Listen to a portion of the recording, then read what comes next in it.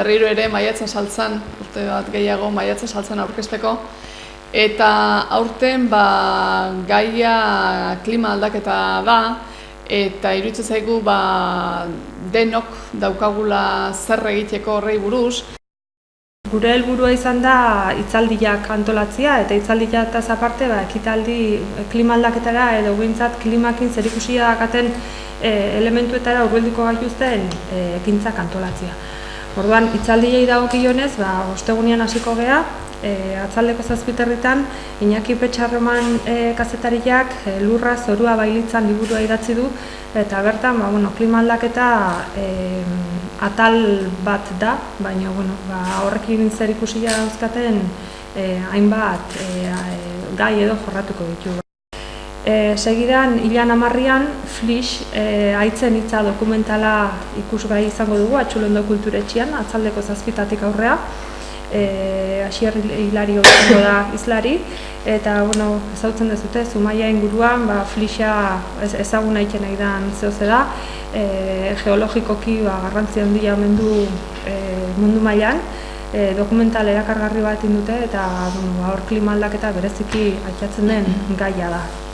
Esan dizuetan bezala, hitzaldietaz aparte ekitaldik edo antolatu ditugu, eta ekitaldietako bat izango da Oinkari dantzataldian ari du emanaldia. Emanaldi berria da, duela hilabete eskas aurkeztu zuten Tolosan, eta 75 dantzari biltzen dituzte, eta ekitaldi hau uran inguruan sortutako zehose da, Juan Cruz Igerabiden poesietan oinarrituta. Hitzaldiekin jarraituz, 17an, atezatekako zabor bilketa buruzko hitzaldi bat izango dugu, Imanol Azpiroz etorriko da, eta hau Usurbilko ingurumen zinegotzia da.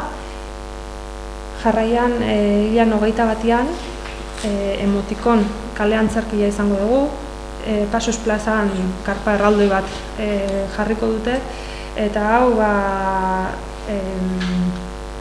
abentura sentsitibo bat edo dela esaten dute egileek. Ikusmena, entzumena, daztamena eta martxan jartzen dituzte, eta mundua beste modu batea ikusteko aukera edo emango digute.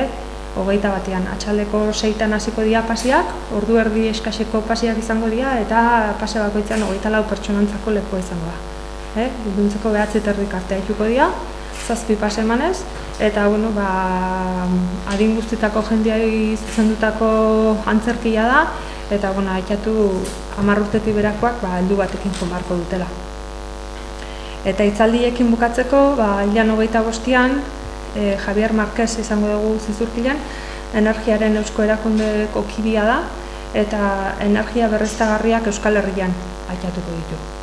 Eta aitatu bezala, hilan 15an San Isidro eguna izango dugu, festa izango dugu hemen Zizurkilan, eta gogatuko dizuten bezala, Zizurkila nahi eratuta dago, Segundo Montes El Salvadorreko komunidadeakin, eta aurten 3.